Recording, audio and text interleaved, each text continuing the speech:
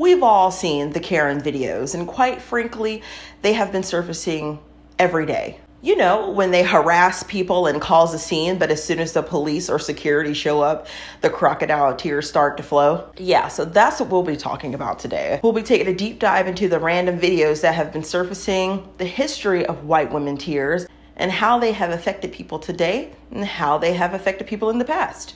So without further ado, let's get right into this video. Pause. So this is Frank. Frank harasses me in my own house. He pretty much lives here at this point. He might as well go ahead and start paying some rent. If you see me swat at him or he's flying around, trust me, I've done everything I could to get this little slut out of here, but he just won't die. I've sprayed him. I've swatted at him so hard that I thought I dislocated my shoulder. Nothing's working. So, yeah. Hello and welcome back to my channel. My name is Deja if you're new here, and if you're back, thanks for coming back. I appreciate you. Before I go any further, I would like to add this disclaimer, as I like to do with any video when I'm talking about race. This comes without saying, but some people may need to be reminded that I don't hate white people. Okay, it's just a specific fraction of the white people that I'm speaking of. It's not the entire race as a whole.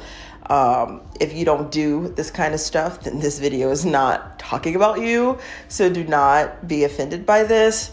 And I'm going to try to be as educational as I can and speak with facts and try not to speak with so much opinion. Just listen before you be like, you racist piece of shit. Okay. Can you just listen? Thank you. All right, let's get back into the video. So over the past several years, there has been this phenomenon of videos that have been coming out of white women acting a damn fool in public, okay? And becoming famous or infamous for crying and acting out and like harassing people. And they have been named the Karens. Now, if you've been Black in America as long as I have, you know this is nothing new, okay? This hasn't just started. It's just people have just started pulling out their phones and posting it online. White women tears is a manipulation tactic, okay? They use this as a way to keep themselves from looking like the aggressor, like the ones that are innocent. They play this damsel in distress trait so well, and it may cost someone their life, their freedom, their sanity.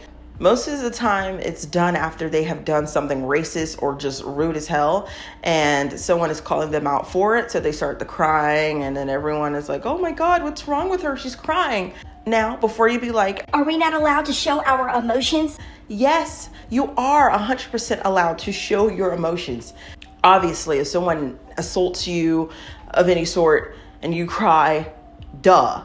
I mean, someone called the police. Like, I expect you to cry then. Like, please, I'm going to be there to help you myself. You trust me. I'm not that out of touch. But if you call someone the N-word and they cuss you out, possibly beat your ass, and then you cry, I'm going to walk past like I don't see nothing, okay? Because you started it. Now that you know what white women tears are, let's talk about how it has affected people.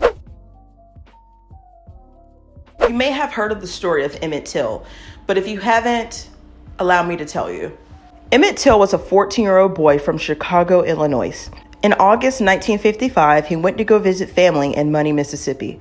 During that time, segregation and Jim Crow laws were bad, but even worse in Mississippi. On August 24th, 1955, Emmett and his cousin skipped church and went to a family-owned grocery store. Carolyn Bryant was the lady behind the counter that day, and later went home and told her husband that Emmett Till whistled at her, was flirting with her, calling her baby, and even touching her around her hips. Well, her husband, Roy Bryant, and his friend, J.W. Malum, went searching for Emmett Till, found him a few days later at his uncle's house sleeping, kidnapped him, tortured him by cutting off his nose, ears, and even tongue, knocked all his teeth out, chopped him in the head with an axe saw, shot him in the head, and then tied a cotton gin with barbed wire to his neck and dumped him in the Tallahatchie River. He was 14. 14.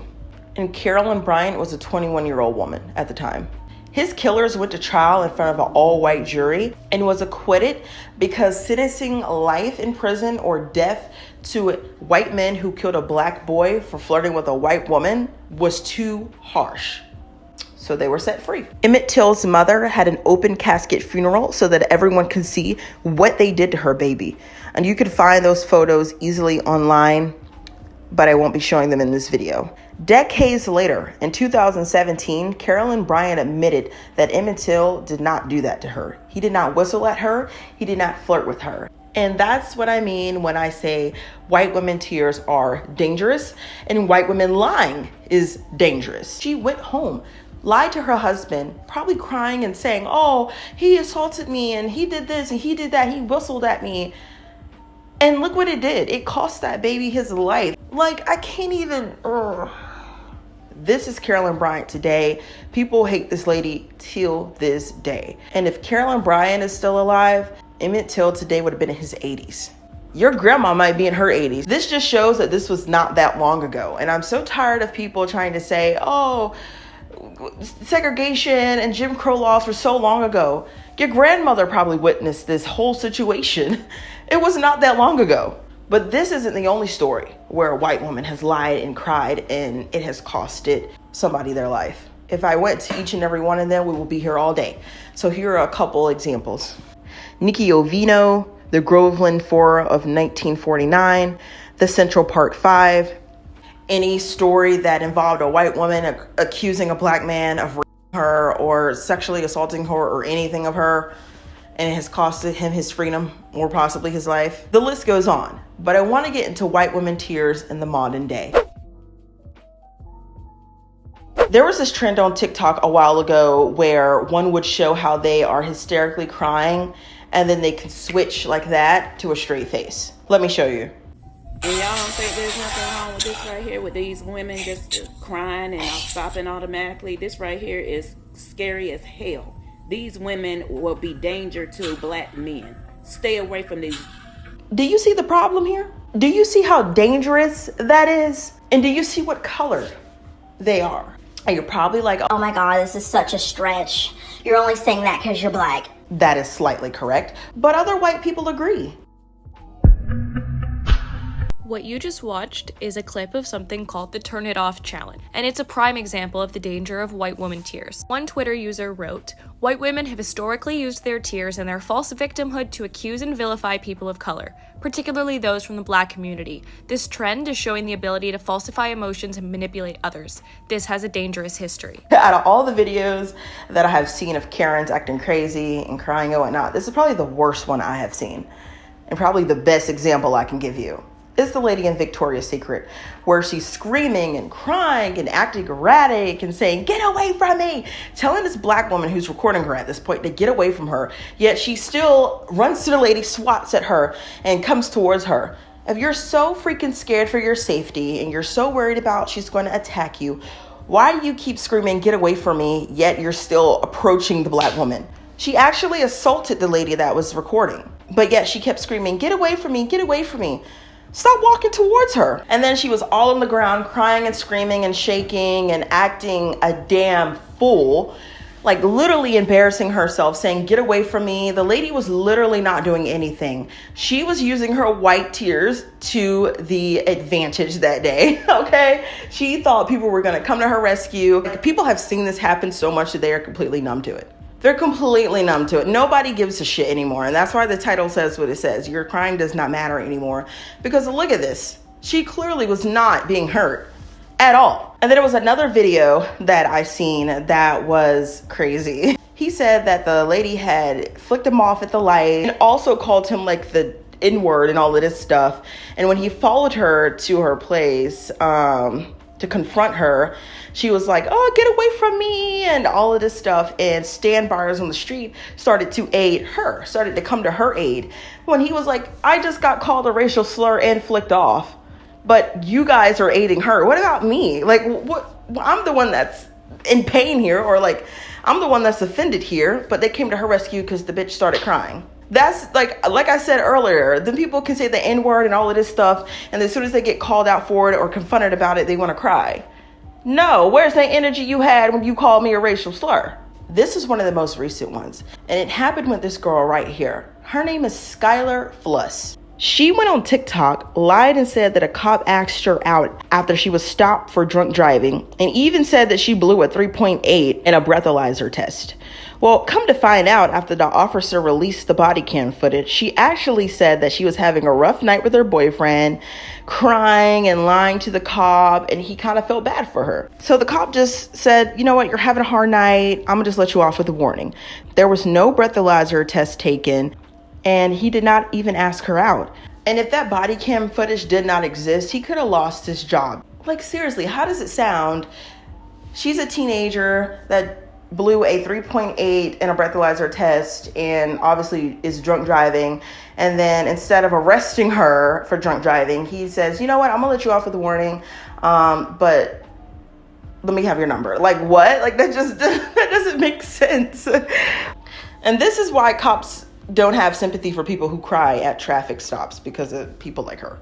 There was this instance with this football player, I believe, where he encountered a white lady and she was like following him and whatnot, saying that he was speeding through the neighborhood when he was literally just going to the mailbox, and she was saying fuck you and all of this type of things. And as soon as the police came, she wants to start crying, and he was just like, you're kidding me right now. And someone else actually had to come out and like vouch for this man. Like, she was not just crying, she only cries since the police got here. I don't know what happened with that situation, but it was good that he had his phone out, because the police came and saw that she was sitting there crying and he was looking how he looking. Who knows how that could have went. Why do white women do this? It's been taught. It's been taught that if they cry, they're innocent. Oh, as a teenager, when I started learning how to drive, I was told that if I get pulled over by police, to start crying so that you get away with a warning or a cheaper ticket. As a teenager, I was taught to fake my tears to make myself seem like a victim. Now, because this is America and we are built upon racism, think about it. It's like white women have been trained from childhood to weaponize their tears. Because white women are eternally the damsel in distress in this country. Emmett Till would have been 79 today. The woman who caused his murder walks free. And this all still happens today. See, I told you. And people have made jokes about it on TikTok. People have made skits of it. Like, it's nothing out of the ordinary. I just thought I would add my 2 cents into it. I would also like to add that it's much harder for Black women nowadays, because you always will get labeled as the angry Black woman. Say, for example, if Becky says, oh my God, your dreadlocks are ugly, and I'll be like, bitch, your face is ugly, and they start crying. Now I'm gonna look like I did something wrong when she started it. Like, it just does not make sense to me. But being on this earth for this long, I've realized that it's just a lot of things I have to be quiet, because if not, I'm going to be looked at as the angry Black woman, or I'm going to be looked at as the aggressor. And it's not fair that nowadays you have to just kind of let shit roll off the shoulder because you don't want to be labeled as that. Nowadays, people are just completely looking over it. Like, people don't give a shit no more, because the camera is out now. People have proof. There's proof. There's no more he say, she say. It's like, this is what happened. People are starting to be smart enough to pull their phone out. And I just want to make it clear, this doesn't happen to just Black people. This happens to any race, but it's more predominantly known to happen to Black people. So, all right, guys, that's all I have for today's video. If you like this video, give it a big thumbs up and hit that subscribe button. Share your comments down below. I love having a conversation down in the comments about your experiences or your opinions on my topics that I speak of. Again, thank you for watching this video, and I'll see you in the next one. Bye.